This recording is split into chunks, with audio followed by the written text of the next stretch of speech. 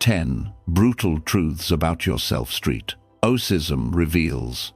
Let's be honest with ourselves for a minute. We all lie to ourselves every single day. We tell ourselves our anger is justified. We tell ourselves the world is what's making us anxious.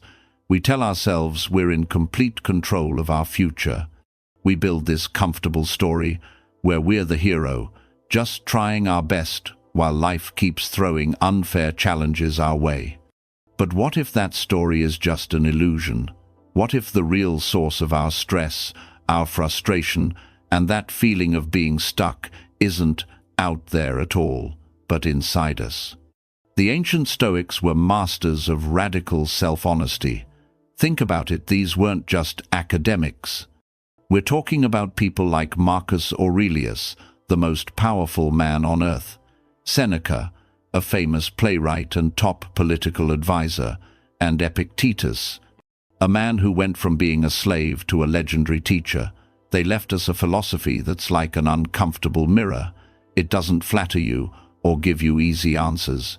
It just shows you the truth. In this video, we're going to look into that mirror together. We're going to face 10 brutal truths that Stoicism reveals about you. These aren't easy to hear. They will challenge your ego and make you question everything you thought you knew about yourself. But facing them is the only way to tear down those self-deceptions and build a mindset that is truly unbreakable. Truth number 1. Your suffering is largely a product of your own mind. Let's start with the toughest one.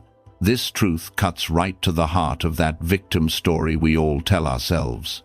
The brutal truth is that most of your suffering, your anger, your anxiety, your frustration isn't caused by what happens to you, but by the judgments you attach to those events. Think about it. Someone cuts you off in traffic. The event itself is neutral. It's just a car changing lanes. But the searing anger, the pounding heart, the cursing under your breath, that's all you. That's your contribution. You get some critical feedback at work.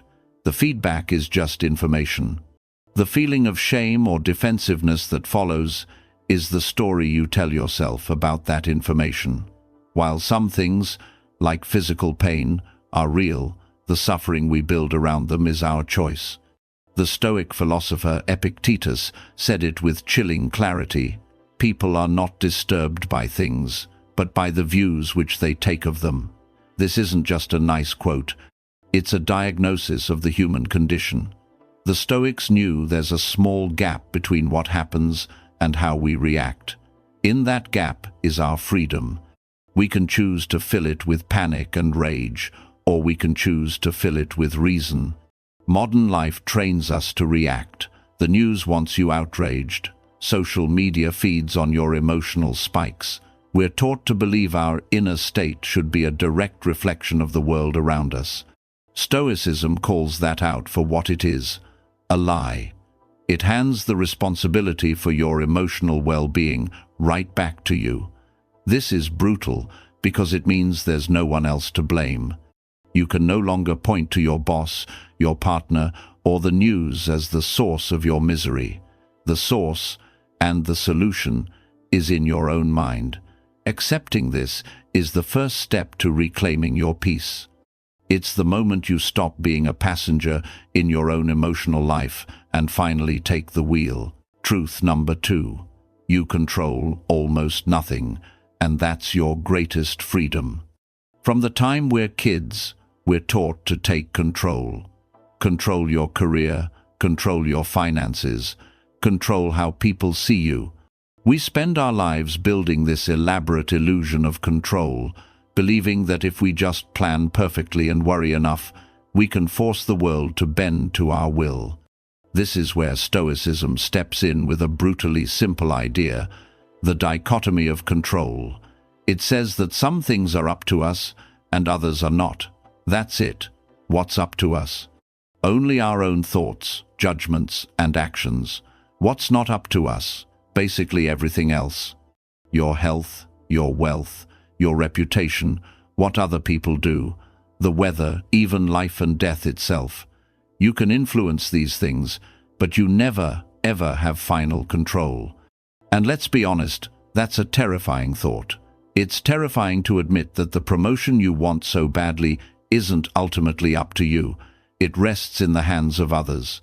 It's scary to accept that your health can fail no matter how well you eat or exercise. It's heartbreaking to realize you can't control if someone loves you back. Think about the anxiety of a job interview. We stress for days, replaying scenarios, worrying about the interviewer's mood or the other candidates. A Stoic would say this is madness. The only things you truly control are how well you prepare, how thoughtfully you answer the questions, and the character you show. The final decision? It's completely outside your control. Wasting even a second of your emotional energy on it is wasting the only thing you truly own, your mind. The freedom comes when you truly let this sink in. When you stop pouring your energy into the ocean of things you can't change, you have so much more left for what you can. You stop getting angry in traffic and start focusing on the podcast you're listening to. You stop obsessing over what others think of you and start focusing on living by your values. Accepting you're powerless over the external world gives you absolute power over your internal one. Truth number 3. Your emotions are unreliable guides. Our culture loves emotions. Follow your heart. Trust your gut.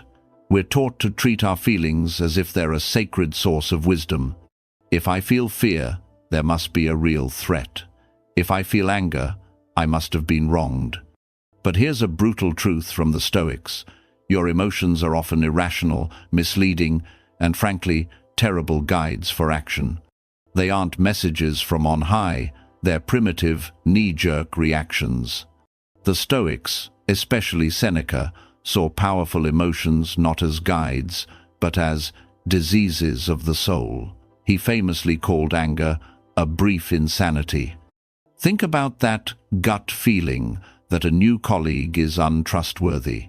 Is that genuine insight, or is it just because they vaguely remind you of someone who wronged you in the past? Or that jolt of excitement that makes you want to splurge on something expensive, is that a sign of lasting joy or a fleeting dopamine hit engineered by a clever marketing team? Stoicism doesn't ask you to become a robot or to suppress your feelings. That's a huge misunderstanding. It asks you to do something much harder, to observe your emotions without being a slave to them. It asks you to pause, question them, and run them by your rational mind before you act. When a wave of anger hits, the Stoic path isn't to pretend it's not there. It's to acknowledge it and say, okay, I see you, anger, you're a feeling. Now, let me look at the judgment that caused you. Is it true? Is acting on you the right thing to do? This is a brutal truth because it takes away our favorite excuse for bad behavior. You can no longer say, I couldn't help it, I was just so angry. The Stoics would say you could have helped it. The anger was the first flash. The choice to agree with it, to feed it, and to act on it was all yours. By learning to see your emotions as data instead of directives, you become a responder, not a reactor. You gain a superpower in a world that's constantly trying to manipulate you through your feelings. Truth number 4. Your obsession with comfort is making you weak. Think about it. Our lives are built around comfort. Climate-controlled homes, food delivered to our door, entertainment on demand. We've engineered our lives to remove all friction and avoid difficulty, treating ease as the greatest good. The brutal Stoic truth is that this constant search for comfort is making you fragile. Resilience, like a muscle, only grows through resistance. By avoiding all discomfort, you're weakening your ability to handle the inevitable hardships of life. The Stoics weren't trying to be tough for the sake of it. They just understood that a life without challenge is a life without strength. Seneca would deliberately practice poverty for a few days, eating plain food, sleeping on the floor, not because he enjoyed it, but to train himself. He wanted to rob misfortune of its power by getting familiar with it. He'd ask himself, "Is this the condition I was so afraid of?" By facing it on his own terms, he vaccinated himself against the fear of losing everything against his will. This idea of voluntary hardship is a direct attack on our modern way of life. Why take a cold shower when a hot one is available? Why walk when you can drive? Why have a difficult conversation when you can send a vague text? The Stoic answer is simple: because every time you choose the easy path, you cast a vote for a weaker version of yourself. Every time you lean into a small, manageable discomfort, you cast a vote for a stronger, more resilient you. This truth is brutal because it exposes our excuses. Our comfort-seeking isn't just a harmless preference, it's training for mediocrity. It guarantees that when real, unavoidable trouble hits, a job loss, a health crisis, a betrayal, we will be completely unprepared. Real growth only happens at the edge of your comfort zone. By learning to step into that space on purpose, you'll discover a strength inside you that a life of pure comfort could never reveal. Truth number 5. You are not as rational as you think. Of course, we all like to think we're rational. We make pro-con lists. We analyze situations. We believe our decisions are the product of careful, logical thought, like a CEO making calculated choices in the corner office of our mind. The brutal Stoic truth? That's mostly a fantasy. You're not a creature of pure reason. You are a creature of habit, bias, and deep-seated emotions which your rational mind then gets busy justifying after the fact. Your mind is less like a calm CEO and more like a clever lawyer hired to defend the impulsive decisions made by your gut. Think about it. When you choose to scroll on your phone instead of working on that important project, you tell yourself you're just taking a short break. A Stoic would say you're giving in to laziness, and your rational mind is just providing a convenient alibi. When you lash out at someone you love, you tell yourself they pushed your buttons. The truth is, your own unexamined judgments and ego created that explosion. Marcus Aurelius, arguably the most powerful man in the world, filled his private journal, the Meditations, with this very struggle. Page after page, he's not congratulating himself on his logic. He's wrestling with his own flaws. He's constantly reminding himself to be more patient, less arrogant, and more focused. He knew he was in a lifelong battle to keep his own irrationality from taking over. This truth is brutal because it shatters our self-image. It forces us to admit that many of our reasons are just well-dressed excuses. The path to wisdom isn't pretending these irrational drives don't exist. It's becoming a vigilant observer of your own mind. It takes the humility to constantly ask, why am I really doing this? Is this choice coming from my values or from my desire for comfort, my fear, or my ego? Confronting your own irrationality is the only way to start actually cultivating the reason you pride yourself on having. Truth number 6. True growth means you will outgrow people. We love the idea of lifelong friendships and permanent communities. We hold on to habits, good and bad, because they feel familiar. The thought of losing friends or changing who we are feels like a failure. But here's a brutal truth that Stoicism brings to light. As you commit to a path of self-improvement, you will inevitably outgrow people, places, and habits that no longer serve that growth. This isn't a tragedy, it's a necessary and often painful sign of progress.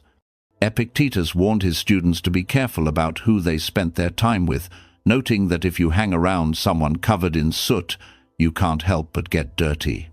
As you start to apply these ideas, maybe you wake up earlier to journal, spend less time gossiping, or start facing challenges. Instead of just complaining about them, you'll start to operate on a different frequency. Your friends who bond over complaining about work might find your new perspective weird. Your family members who are caught up in drama will be confused by your newfound calm. The habits you used to enjoy binge-watching television, mindless shopping, getting into petty arguments will start to feel empty. This is brutal because it involves loss. It can feel lonely. You might find your social circle gets smaller for a while. You'll have to make tough choices to distance yourself from things that are holding you back. It can feel like you're abandoning people or parts of yourself. But the Stoic view is clear. Your first duty is to cultivate the best version of yourself. Protecting your character is your highest priority. This isn't about feeling superior. It's a practical recognition that your environment has a huge impact on your mind. Letting go isn't an act of cruelty, it's an act of self-respect. You're making room for new relationships and new habits that are in line with the person you're working hard to become. Truth number 7. Your ego is your biggest enemy. Your ego is your mind's bodyguard. It builds your identity and protects your self-esteem. It's the voice that tells you you're smart, capable, and right. And while a healthy sense of self is good, an unchecked ego is the single biggest obstacle to your growth and happiness. The brutal truth from Stoicism is that your ego is a liar. It blinds you to your flaws, makes you defensive when you hear feedback, and whispers that you already know it all. It's the part of you that gets angry when corrected, makes excuses when you fail, and secretly enjoys seeing others stumble because it makes you feel superior. Epictetus delivered one of the most devastating blows to the ego when he said, "It is impossible for a person to learn what they think they already know." Just think about that. The moment your ego convinces you that you're an expert, you've slammed the door on any future learning. You can't fill a cup that's already full. Humility, to a Stoic, isn't thinking less of yourself, it's thinking of yourself less. It is the entry ticket to wisdom. Imagine a star athlete who refuses to listen to their coach because their ego tells them they're the best. How long will they stay on top? Now, compare that to the athlete who actively seeks out criticism, studies their mistakes, and listens to every piece of advice. Who will achieve true greatness? This truth is brutal because we're all attached to our egos. It feels good to be right and painful to be wrong. Stoicism asks us to actively dismantle this fortress of pride. It asks us to do things the ego hates, to say, "I was wrong," to ask for help, to listen more than we talk, and to be genuinely happy for others' success. It requires us to see criticism not as an attack, but as a gift. Your ego wants you to build a pedestal. Stoicism asks you to build a foundation of humility, because that's the only ground a strong and virtuous life can be built on. Truth number 8. You are 100% responsible for how you respond. This truth follows from the first one, but it focuses on your actions, not just your feelings. While you can't control what happens to you, you are always, without exception, 100% responsible for how you choose to respond. This is one of the most empowering yet demanding ideas in all of philosophy. It completely eliminates blame. The traffic didn't make you lay on the horn. Your coworker didn't make you gossip. The news didn't make you despair. Those events were just the trigger. The response you chose, the horn, the gossip, the despair, was entirely your own creation. And we resist this idea with everything we've got. Blaming is easy. It gets us off the hook. It makes us the innocent victim and the other person the villain. It's a comforting story, but it's a story that leaves you completely powerless.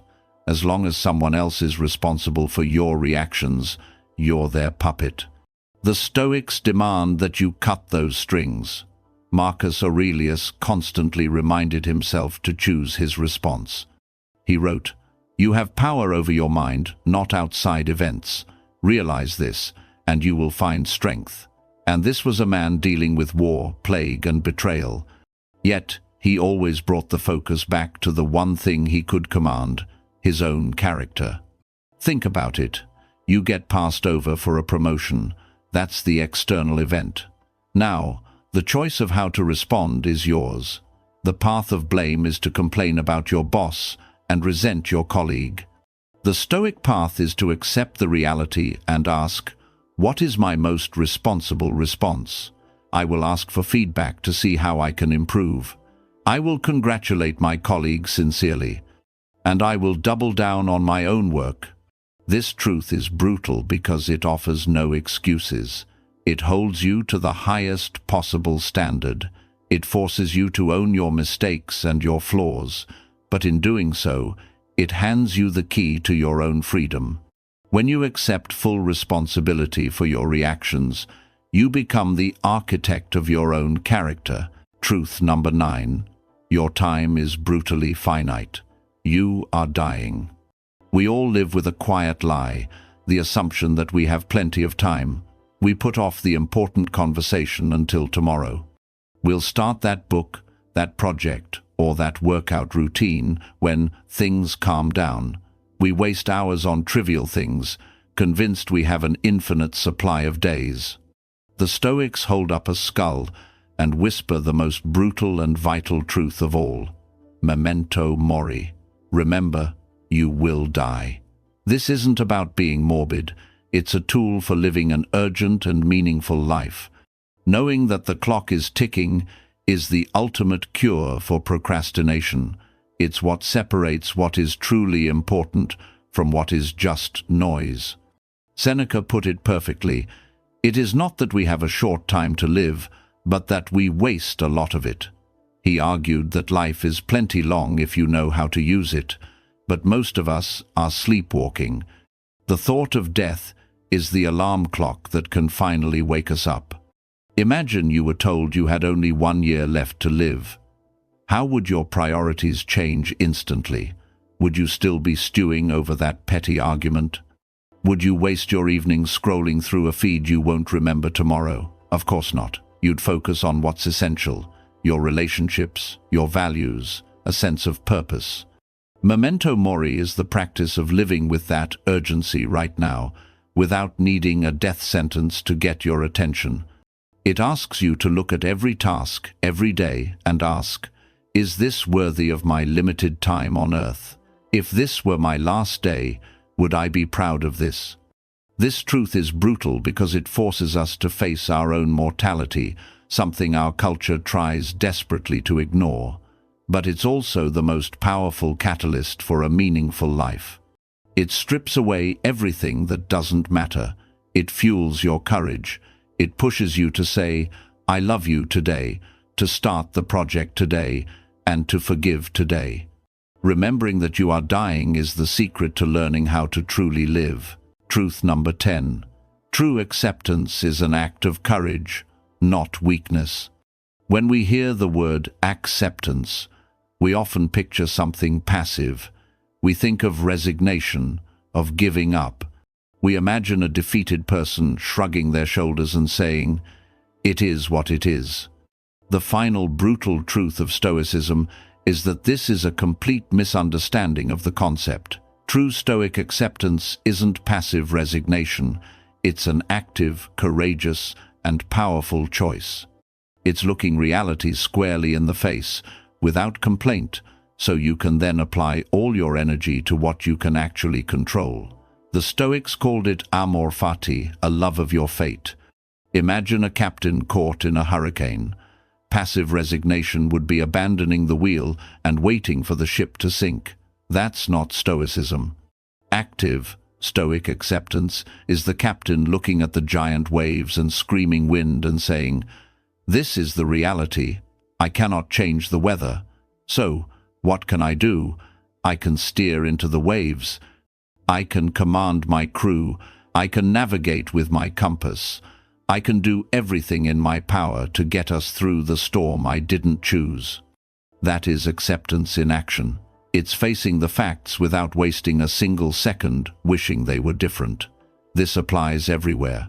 You get a difficult diagnosis. Acceptance isn't giving up on life. It's acknowledging the reality of the illness and then asking, okay, what is the best course of action? How can I live the best possible life within these new circumstances? This truth is brutal because it robs us of our favorite pastime, complaining. It demands we stop wishing things were easier or fairer and instead meet life on its own terms.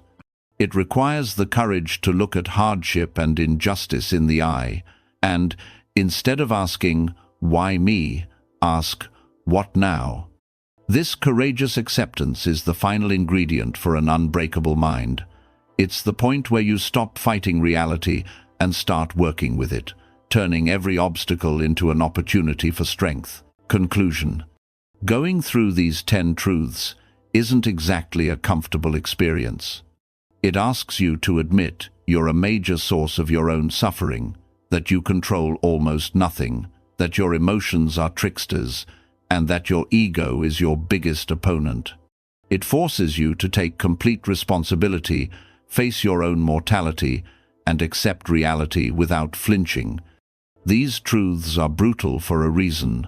They're the hammer that shatters the fragile glass of our excuses.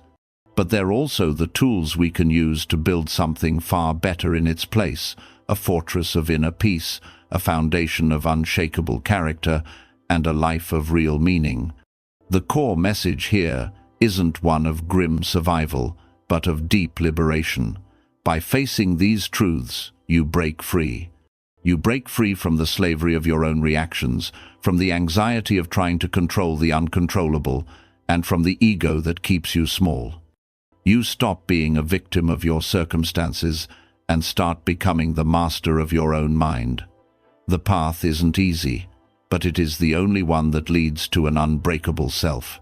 If these truths resonated with you, if they challenged you, or sparked a desire to build a stronger mind, then make sure you subscribe for more wisdom on building an unbreakable life. This is a journey we can take together. And let me know in the comments, which of these 10 brutal truths hit you the hardest. Sharing it is the first step in working through it. Thanks for watching.